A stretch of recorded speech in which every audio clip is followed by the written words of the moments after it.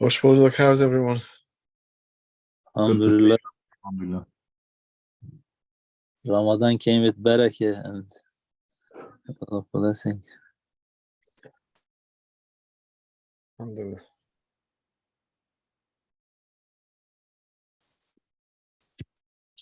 So we can start, inshallah. We are live. Wake Inshallah.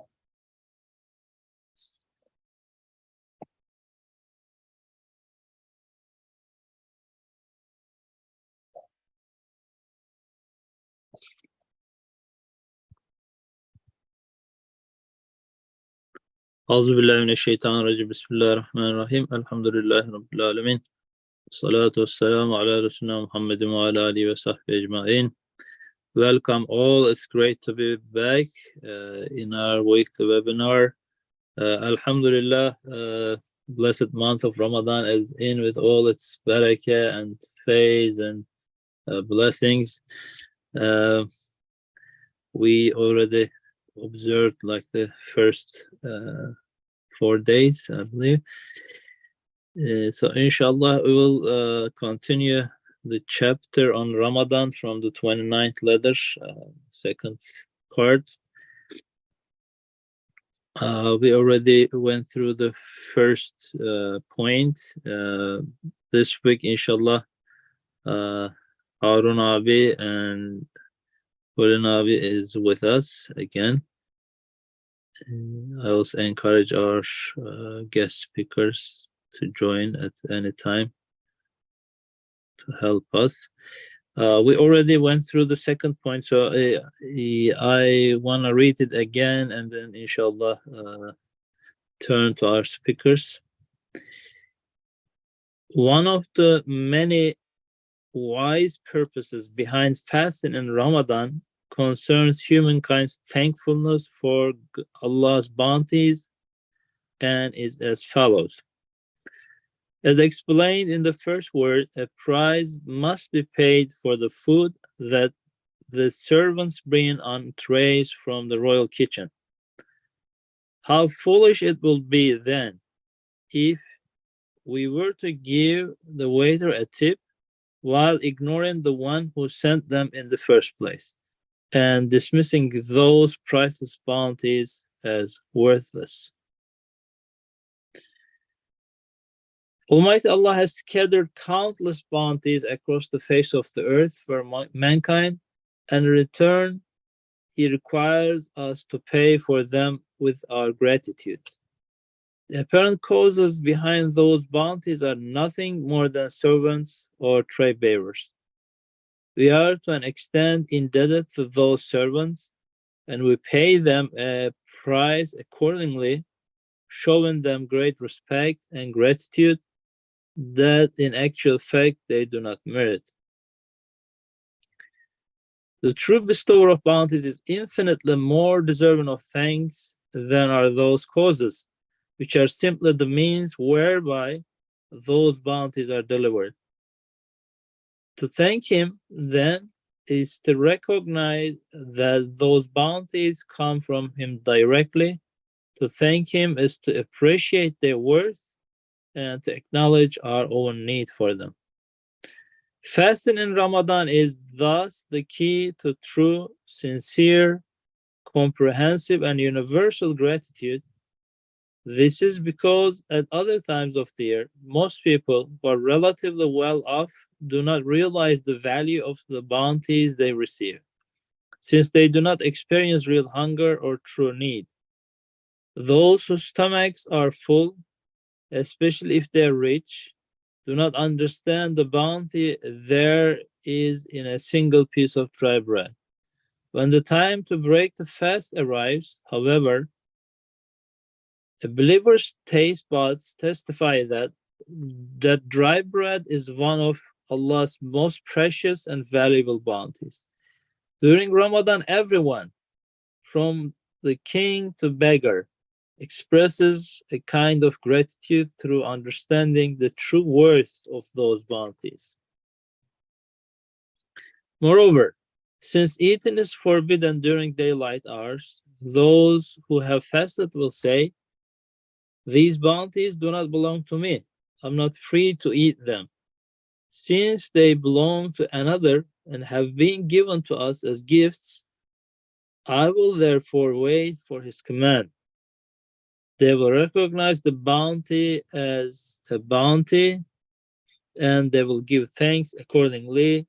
Fasting, in many respects, like a key to gratitude, which is one of humankind's fundamental duties. Okay, there's a lot here to, inshallah, underline and discuss. So,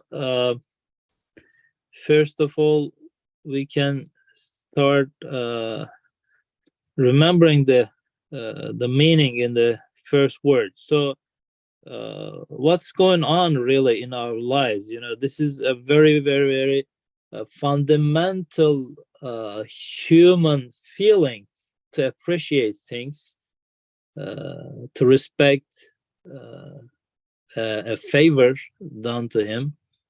Even a simple observation of myself, you know, kids always are resistant when they start developing their own feeling of self, and they start asking everything, why I am doing this, you know, or I'm doing this, whatever they kind of express their you know, self feelings. And while doing this, I observe many, you know, parents, for example, let's say buying something from a shop, they ask them, you know, say thank you, and I never observed one resisting saying thank you. If, you know, even though they're paying for that, you know, for the cost of whatever they're buying, they just, you know, directly obey and say yes, thank you, you know, to the shopkeeper, or whatever favor is done to them. So it's kind of very natural, very a part of the human being, human futra. This is how we were created. But why it becomes, you know, after a while, we ignore it, or hard to, you know, remember or bring it back to our lives to thank to the real owner. It's very interesting. Maybe we can start talking a little bit about this reminder in the first word. So, you know, who are we, and what are those bounties offered to us, and why we, you know, easily forget that meaning. Maybe we can a little bit talk about this to remember again, inshallah. Harun abi or Colin Hocam, anybody wants to step in at this point? Colin Hocam, waiting from you. No, please go ahead. And could you minimize the text a little bit so we can see more of it? Thank you. Harun, please. I would say, in line with the first word that Baykar abi mentions, the keyword is giving thanks or praising the bestower, Allah, Rahmanur Rahim. So what I understand, finding the true address of thanks is important. It's kind of our everyday activity. We thank to anything that is given to us.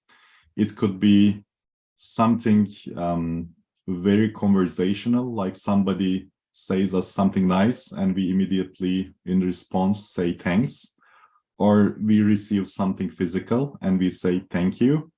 Or, you know, it could be even deeper, that just something saves us from the hole. And we say, really, thank you. You solved my problem. You saved my life, you know, to the extent. So here looks like we are searching for the true address of thanks. When we look at all this means, actually, all of them in themselves are in need of something else. So the one who just helps me is in need of help. So I can analyze in reality everybody helping me is in need of help. So this reality, of course, takes me to another level. Like I should see the big picture or a bigger picture, which helps all of us, you know. So everybody who is helped and who is helping, we are all being helped instantaneously every moment. So this enlightening is thanks in and of itself, because here in the second part that we just read, it says understanding the value of something itself is a way to give thanks. It says shukru manevi. So it is the unseen thanks, and actually it's the most important. Like my tongue can say thanks, but my spiritual side, since doesn't appreciate the value, maybe my spiritual side does not give thanks. So in this case, tongue does not help at all. So in summary, I think Ramadan just helps us to understand the true address of thanks, and we try to just really feel this, understand this spiritually. That's my introduction. Thank you. Yeah, it was very interesting. We also, you know, a little bit go through the recital on Shukr last week. So how this is also a way of life for the whole existence, almost, you know, the whole creation from, you know, everything is kind of situated, you know, around the circle of life, and life is situated around this risk, and all the risk is kind of acknowledged, or in a way welcomed by the living beings, by a fitri, a kind of you know, natural things, their attitude, their approach to the risk, how they, you know, appreciate what they're enjoying.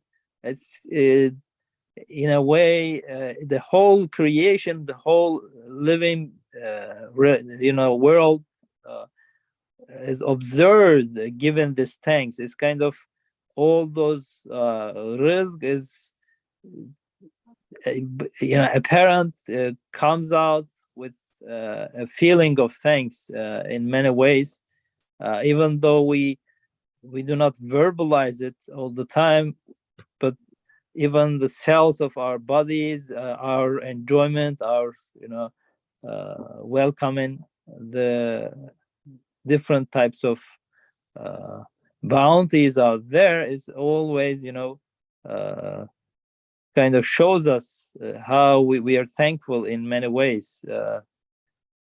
So that was very interesting. Thank you. Yeah.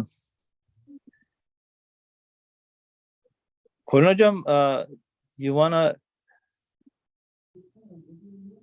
step in and maybe say a few words at this point? Bismillah. I think Harun's point was extremely important when he talked about Shukr Manawi, because let's face it, it's very possible to make Shukr Qawli, but actually not feel so much gratitude. I think there are four things in these first 2 points that jump out at me, and I'm not going to discuss all 4, but just for future reference. One is Quran, the second is the idea of bounty, third is the idea of gratitude, and the fourth, connected to gratitude, is the idea of worship. I remember giving a present to, I can't remember who it was actually, I think it was a friend's child, and they didn't thank me for the present, but they ran away with the present, and their father later told me that the child had been playing with this toy joyfully for days after the birthday, and that is gratitude. And there is no need, a child doesn't realize sometimes, you know, about verbal niceties. It is the gratitude, it is the joy that the child felt playing with the present. And that shows us, you know, for that child, it was a bounty. What are bounties? Clearly, at this time of the year, we think of bounties generally, or actually specifically, in terms of food and drink. And unfortunately, this whole month tends to reduce just to avoidance of food and drink. When Ustad Nursi talks about bounties, he's talking in a very, very general sense. Anything, and again, I go back to what Harun said about, and I've noted it here, instantaneous help at every moment. We are receiving at every moment help from places that we can't imagine. And these are bounties. And those bounties actually, and again, I have to talk about the symbolic nature of everything that we encounter in this world. The bounties that Ustad Nursi is talking about, it's not the cheese and the herbs and the soup at iftar, or even the things that we see, the cherry tree that I talk about constantly. These are bounties only externally. Beyond the veil of the bounties are the divine names. And whenever Ustad Nursi talks about bounties, actually what he's alluding to are the divine names.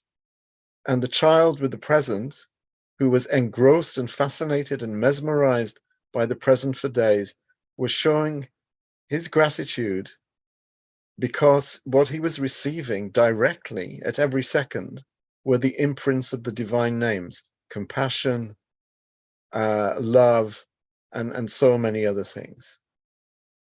So I think these are the things that we have to bear in mind. We have to see beyond the surface, beyond the exterior, beyond the veil, and get to the heart of what Ustad is telling us here.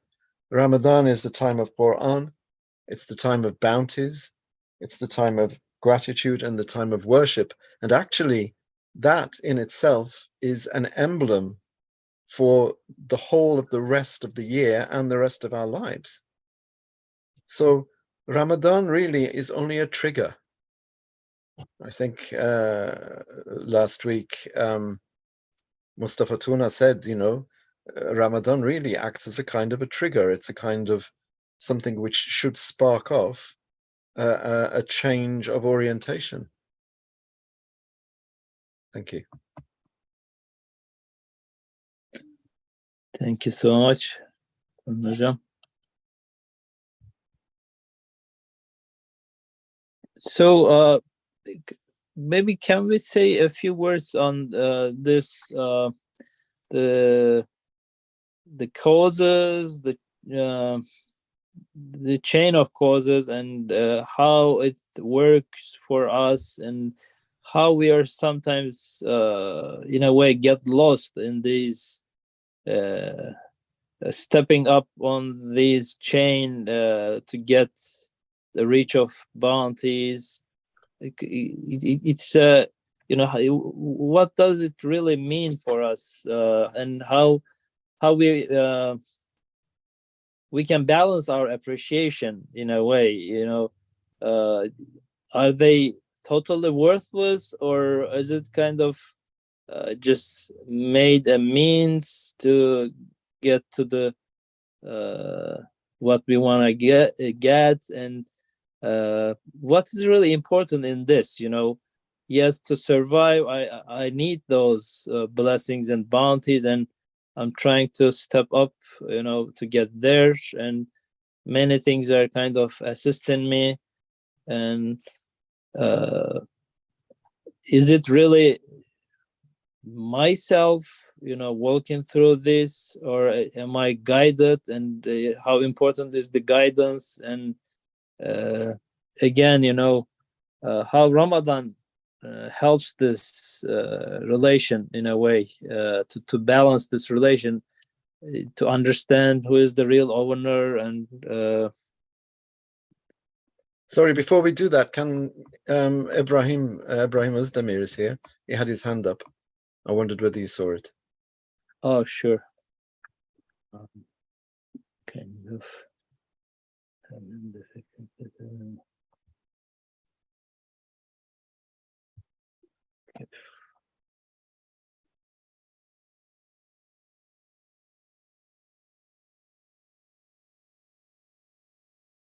Ibrahim hocam, you can hear us?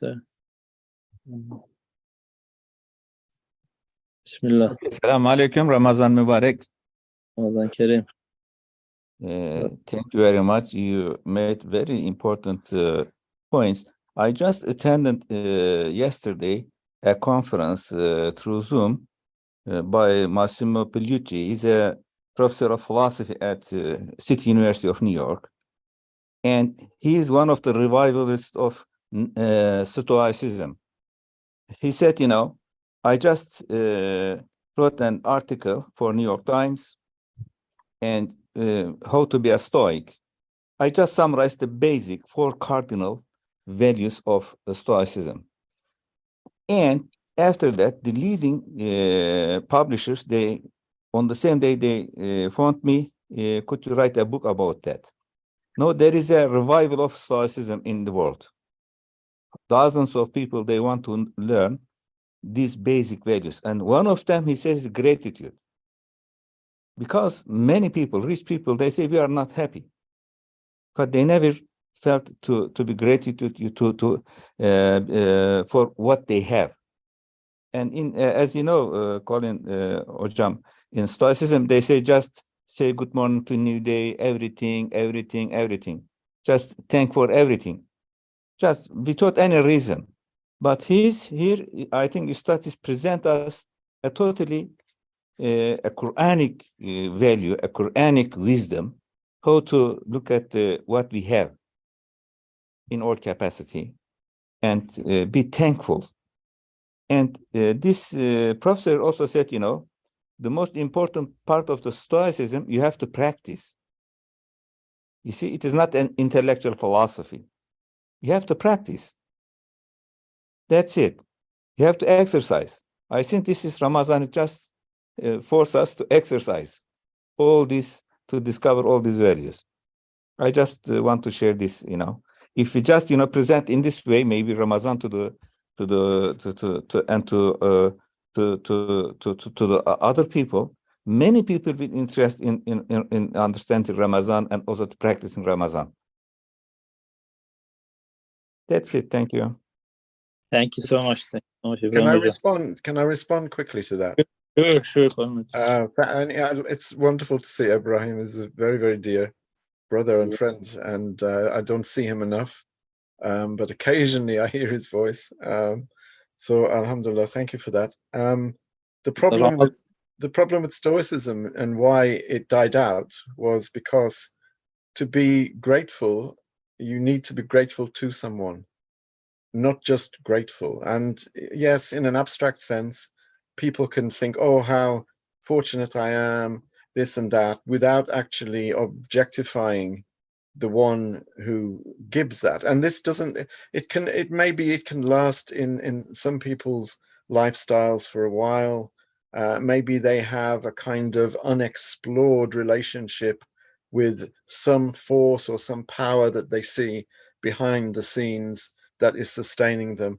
But unless one has an understanding of the true mon'im, you know, the true giver of ni'mah, then gratitude is always going to be, in a sense, self-directed. It's going to come back at the self. It's going to be a bit egoistic in some way. The ego will always, ego, I shouldn't use the ego.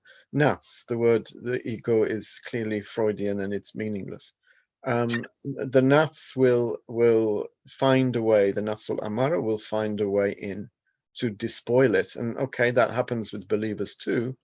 But you know, when it happens with unbelievers, then they don't really have the coping mechanisms to be able to know what's happening and to deal with it. So yes, Stoicism has, you know, Epictetus had a wonderful treatise, the Stoic Epictetus, and his axioms, you know, are very, very, you know, it's worth reading. They're very readable, but ultimately, you need the connection with, you know, Rabbul Alameen. So it can help us to get more get awareness at some level, but if you don't make the connection, So it's kind of hard to keep that relation, right? That's I think so. And going back to what you said about causes, I'm just going to say one very quick thing, and then I'm going to give the floor to Harun, because I don't hear his voice enough either. Causality is again a big feature in Ramadan, the disavowal of causality, and one way we can make ourselves understand, is that we don't create anything. Because causality is always focused on the individual. That's why we believe in causes, is to be able to own. Because if causes create, then so do we. And in fact, in Ramadan, we are not doing anything. We don't do anything. It's a negative worship in a sense, because we don't do anything. And that actually, Allah is teaching us that you don't actually create. You create nothing. You are ajiz and faqir, and you really, really understand your adz and your faqr in Ramadan, if it's done properly. There's no way that you're not going to understand that. And, this is a lesson in learning to disavow our own sense of, that we create or that we own anything. Thank you. So Ibrahim Hujam also mentioned you're underlying this practicing phase of it, right? Otherwise, kind of we read it through Risale, we kind of theoretically we can talk over it for hours, but unless the nefs practices it, doesn't want to give up that ownership in a way. That's how I get it. I don't know. Maybe after Harun Abi, you can talk a little more about this, Colin Abi, or right now, if you want. No, please, Harun. Yeah, these are wonderful. And thanks to Ibrahim Hocam as well. Of course, not to diverge a lot from the topic, but this Stoic philosophy attracted my attention as well without knowing. I was just listening Marcus Aurelius' meditations, and I got fascinated by the book, and it seemed so deep to me, and I could just see the connections, with what we are talking about, with our Quranic understanding. So there are many parallels, and of course, I'm not an expert of this, but I feel like it is branched from Socrates anyway. And, this Socratic thinking and Quranic thinking, it's much deeper and it requires much more analysis. And we know Ustad Nursi appreciates Socrates. So even he just counts himself, and I think his philosophy as part of guiding you in the truthful way, in the right path. Although it's narrow, he appreciates that it's a path that takes you to the right path. At least this is what I understand from Risale-i Nur. So with this, of course, I think it is our job to study and see how we have many things in common, so that there are many people today who just gets benefit from Stoic philosophy, and there are many followers, obviously Epictetus, Seneca, that I know. And there are contemporary people who are following as well. So I think we have many commons to say, and that would bring us to the climate of even this treatise, Ramadan treatise. So it would give us a common way to talk about. But of course, this is a huge parenthesis that I make of. Maybe we can keep on from here. One thing that attracts my attention is the feeling the need. I mean, in the second point, Ustad Nursi mentions two things, what I understand. One is understanding the value of bounties. This is one thing. The second thing is just feeling the need for it. And of course, I can't separate these two meanings. I think they're very attached to each other, but maybe, I see how wonderful if I can't really feel the need for something, then even I cannot appreciate the value of the thing that satisfies my needs. If I'm not thirsty, I don't understand the value of water. That's as simple as that. So then it comes to the point, how can I just make myself feel the need? So that's very ontological, since we are created to be in need of anything. But by the time, by my nafs, by my causality, as Colin Hocam mentions, I understand that actually I'm very strong. I don't need anything. Even if I need something, it is immediately satisfied because I have insurance, I have house, I have car, I have job, this and that, I have children, this and that. So I'm covered, but these are all illusions. So maybe it again takes us to our very creation that I'm very in need of anything, you know. Maybe Ramadan is the climate to just offset or to adjust accordingly. Yeah, I talk too much. No, uh, no, you uh, don't. That's the problem. So thank you for just opening up this point. I was actually going to ask about it the next. So in the second point, it's that kind of goes through these 3 steps. So to be really thankful to him, first of all, I should recognize that every single thing is directly coming from him. He's the sole agent at every point, at every step. And to thank him is to appreciate their worth. So the second one is appreciate the worth of those blessings. And the third one is acknowledging our own need for them. So this looks like it goes step by step, you know. So first of all, I need to understand to be really thankful that they're coming from him. Then I appreciate their worth and acknowledge my need for them. But now I can see that it can go both way. Like in a way, I want to quote a couple of sentences from Isharat al-Ijaz on the part about worship. This is a very interesting mechanism. Let me read it really quick. You should know that it is worship, ibadah, that instills the tenets of belief in the believers, making them a very part of their character. It's worship, ibadah, that instills the tenets of belief, articles of faith in the believers, making them a very part of their character.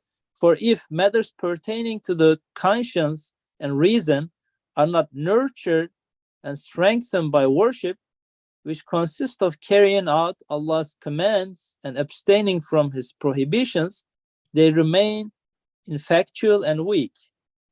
The present state of the Islamic world testifies this. So let me read it again. For if matters pertaining to the conscience and reason are not nurtured and strengthened by worship, which consists of carrying out Allah's commands and abstaining from his prohibitions, they remain ineffectual and weak. So most of the time, I was thinking that, okay, I make my decision, I believe for something, and then I walk on that path. But apparently, it works both ways. However I live, however I experience things, however I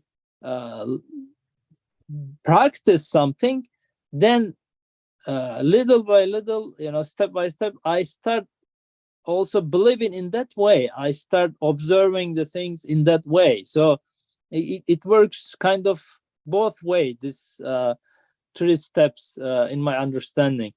So fasting is a great help in that sense. You know, yes, we believe that everything comes from Allah subhanahu wa ta'ala, but unless I practice this, kind of its effects kind of disappears in my life eventually.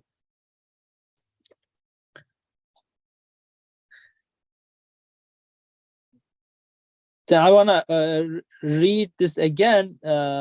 If Can we you go know, back to those? Can we go back to those 3 steps that you've just sure. elucidated? because you were asking before about causality and ownership. It's wonderful that people become more thankful, and especially, you know, the current generation, the younger generation, seem to be completely entitled in their own minds, and, you know, expecting that everything should fall into their laps. So gratitude at any level is good, but it would be very sad if we were to go through Ramadan and just be grateful for food and drink. Now, or for any bounty, because actually, while that is a kind of pathway, being thankful for bounties is a pathway. What Ustad is actually saying here is, you know, to recognize that those bounties are actually veils over the names.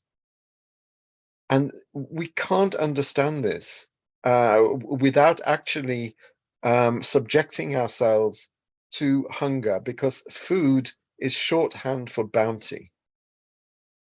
Because we experience every day, you know, Allah puts bounties on our table for us to experience every day in order to understand what a bounty is, not for us to understand what food is. Oh, we need food. No, you don't need food. You have to eat food, but you don't need food. What you need is Allah's grace at every second, at every instant. As Harun said right at the very beginning, and again, I wrote it down, help at every moment instantaneously. This is what we have to recognize, that at every moment, your life in all of its aspects, in all of its perspectives, hinges on Allah's creative amr, you know, creative order at every second. And to thank him is to appreciate the value of his names and to acknowledge our need for them. So if we substitute for bounties there divine names and attributes, that is the heart of Ramadan Risalah. As far as I understand, I may be wrong. Allah Alam. Thank you. Thank you. Thank you, Hocam. This is so beautiful, and I think that's really at the core of it. Just concluding with Esmail Husna, or just seeing the connection to Esmail Husna in this Ramadan climate, I think it is beautiful, and it's definitely the most relevant. Mhm. Right. Let me read this part again. Fasting in Ramadan is thus the key to true, sincere, comprehensive, and universal gratitude. This is because at other times of the year, most people who are relatively well off do not realize the value of the bounties they receive, since they do not experience real hunger or true need. Those whose stomachs are full, especially if they are rich, do not understand the bounty there is in a single piece of dry bread. When the time to break fast arrives, however, a believer's taste buds testify that dry bread is one of Allah's most precious and valuable bounties. During Ramadan, everyone, from king to beggar, expresses a kind of gratitude through understanding the true worth of those bounties. Moreover, since eating is forbidden during daylight hours, those who have fasted will say, these bounties do not belong to me. So until here, it is to appreciate their words, right? Many blessings that we just miss or skip, or we get used to, and it doesn't really worth anything for us anymore. The very common example is at the COVID time. Every second I'm breathing this air, but until I'm just short of it, we never even think about it, give a thought about it. So dry bread is a very beautiful example for me, from my own experience. May Allah accept or forgive us. Most of the time I'm stuffing myself in the iftar, or I was hungry the whole day, but and then in the sahur, oh, I'm gonna be hungry during the day. So maybe we don't really feel it, but I remember my childhood memories going to fishing at 5 a.m., 4 a.m. We just wake up very early and run, and then when sun start rising at around like 8, 9, now you don't have anything in your bag to eat, and it's only this rockish small breads that you just take with yourself to feed the fish. And I start I remembers starting chewing this dry breads, and it was much better than any baklava that I experienced I taste in my life later on. So if as a piece of dry bread could give us that joy or that enjoyment, uh, may Allah forgive us, but we should think, what are we missing in this life, which how many things should be meaningful, but they are not there. They don't exist even in our lives because we miss it. They are there, but we don't just see it. It's not there anymore because we just make ourselves numb, or just cut the relation. So we don't we lost the sense of appreciation for them in a way. I have a question for you, Baikar, and also for Harun. The question is, are the divine names which are manifest in a piece of dry bread less valuable than the divine names which are manifest in an Iskandar, for example, or for a full meal? Again, I think this is a genius of Ustad Nursi here. He's not talking about dry bread here, actually. He is and he isn't, Of course there is. If you're in a desert and you haven't eaten for days, even a stone will be tasty, So dry bread, is I think here is a kind of teaching tool. Yes, in a single piece of dry bread, Allah's names are as manifest in actual fact as they are in anything else. And, we of course, because we're human and we're weak, we distinguish and we differentiate between different foods. And if you have guests, you're not going to give them dry bread. You're going to give them Imam Bailda, or something with aubergines and meat and all of these things. But the fact is, actually, what's behind those wonderful things, it's the same, configuration of different divine names, and no configuration is better or more valuable than another. And we have to understand this as human beings. So to be grateful for absolutely everything. And again, at every moment, instantaneous, what was the word? Help at every moment, instantaneously. This is what we're thanking Allah for, actually.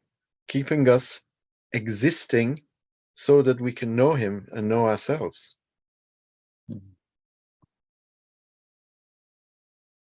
Yeah, this is a very tricky question, Colin Hocam. I think it's a very, I would say, quality control device, dry bread.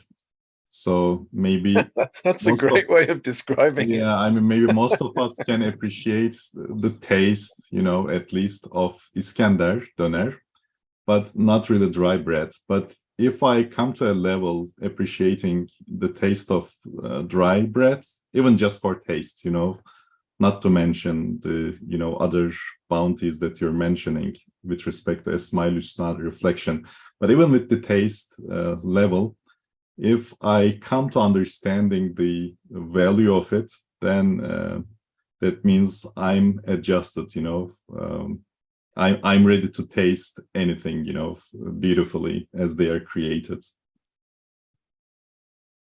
Yeah, quality control mechanism, is that what you said? Yeah, quality control device. device. If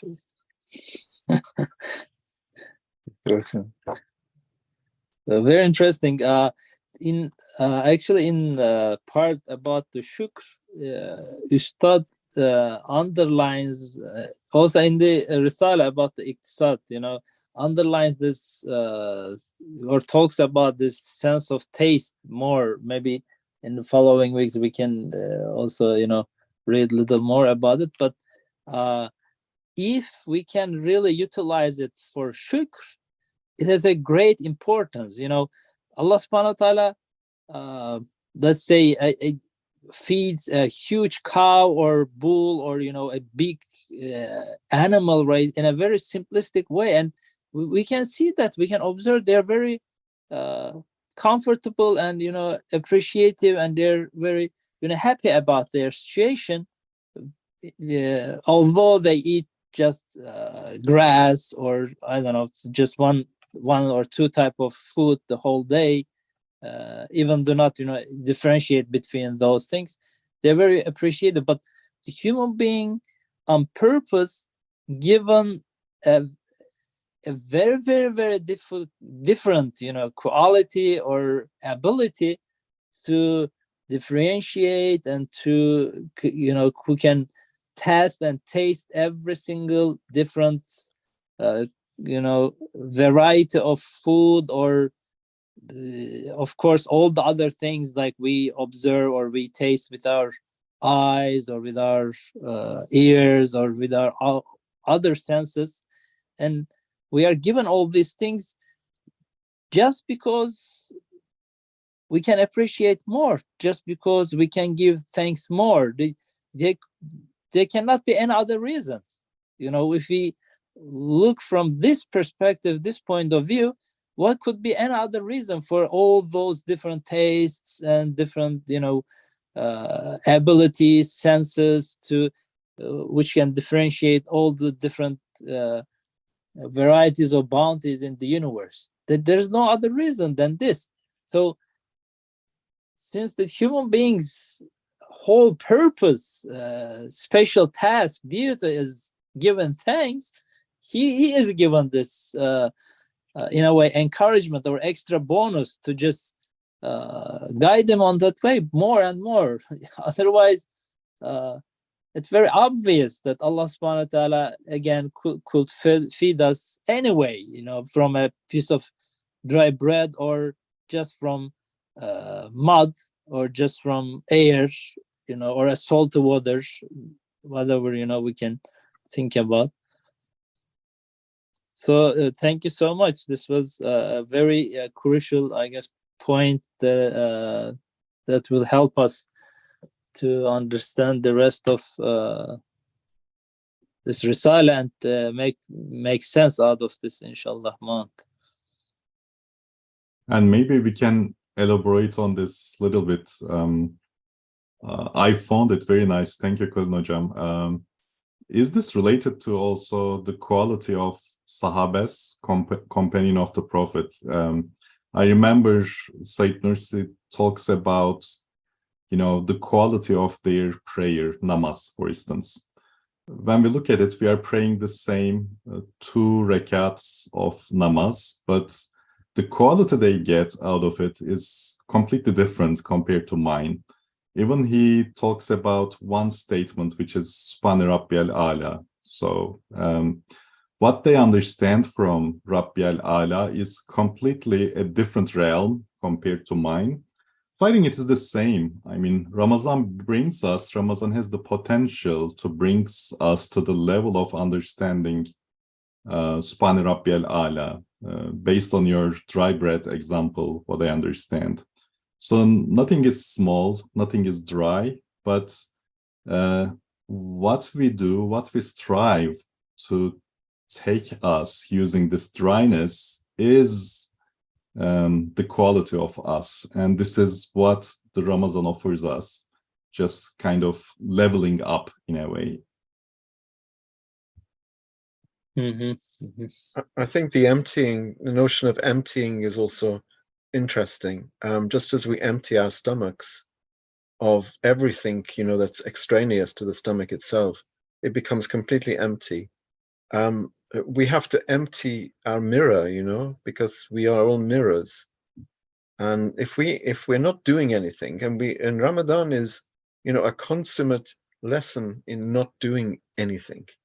If we're not doing anything, then our mirror, hopefully, inshallah, with the right, dua, the right kind of attitude, our mirror becomes clear, and then Allah's names can do their thing. They can do what they do in our mirrors.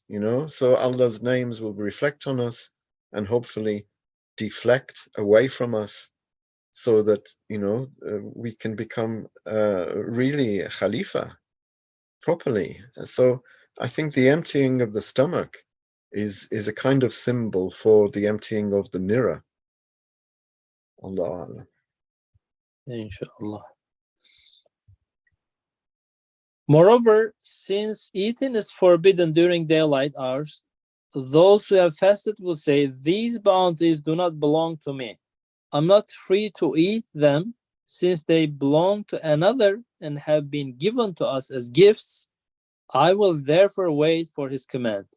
So again, he come back to the beginning to thank him, to recognize that those bounties come from him, and not to appreciate their worth and acknowledge my need for them. And then after I acknowledge the need, again, I'm going back, to the beginning, the start point, that everything directly comes from him. These bounties do not belong to me. I'm not free to eat them, since they belong to another and have been given to us as gifts. I will therefore wait for his command. They will recognize the bounty as a bounty, and they will give thanks accordingly.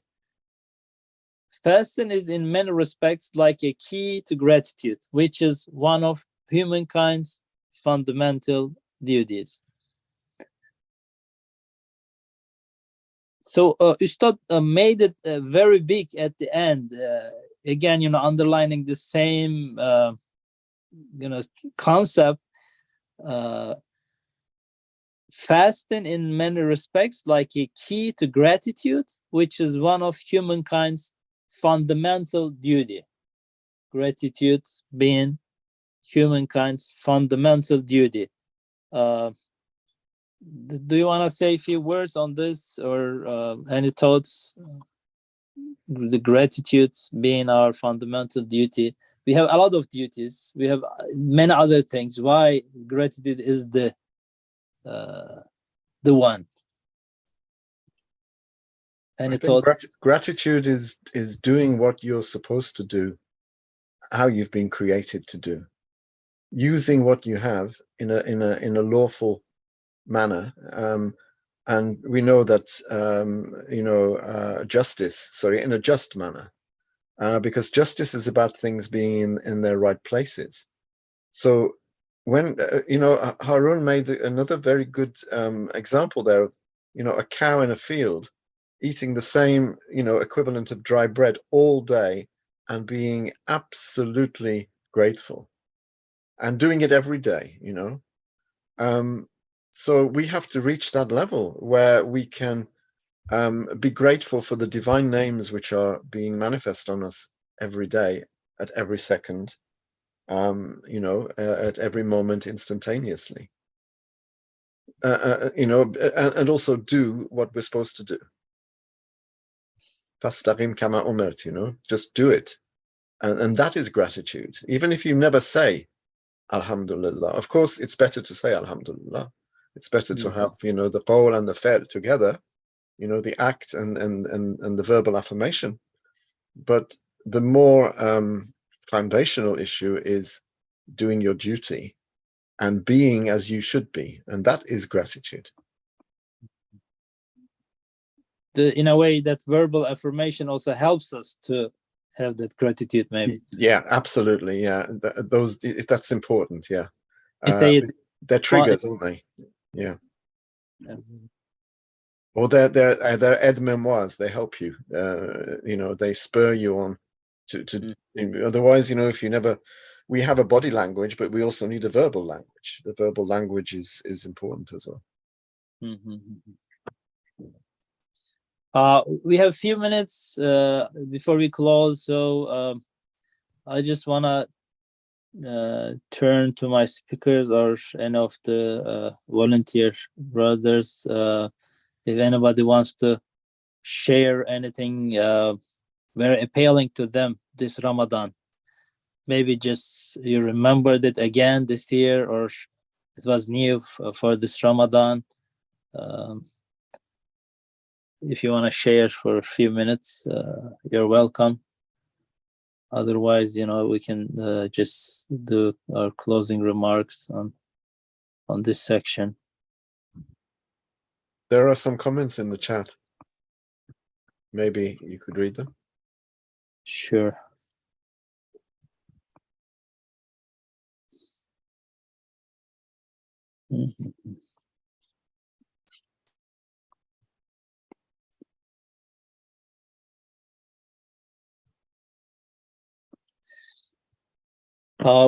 We have some reflection from Shahrani family. The best thing about gratitude to our Creator is how much we allow it to have this as the defining relationship with Him.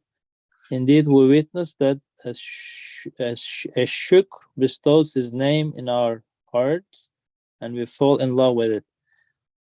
And the prompt for this is experiencing our neediness right next to His bounty and ownership. It's such a meaningful and healing way to experience neediness. And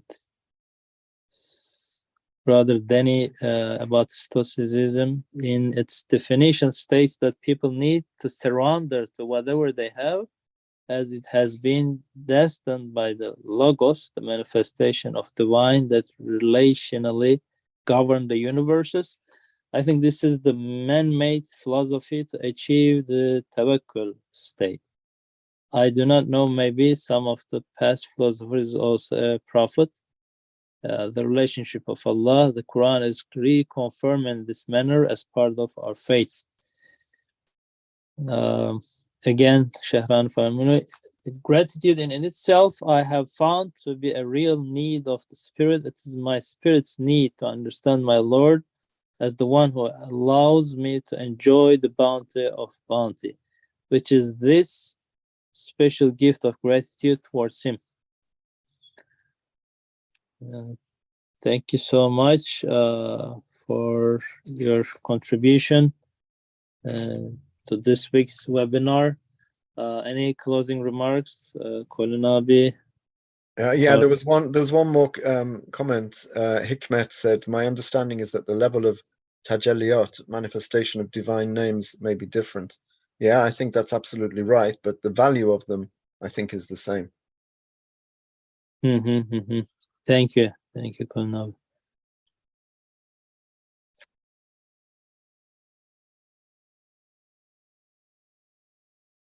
There was one, let me read this one too also, inshallah. When forced to say thank you, sometimes kids say thank you in a protesting manner. Okay. Yeah, he's rejecting my experience. Shukr Manevi never has protesting attitude. Okay, thank you.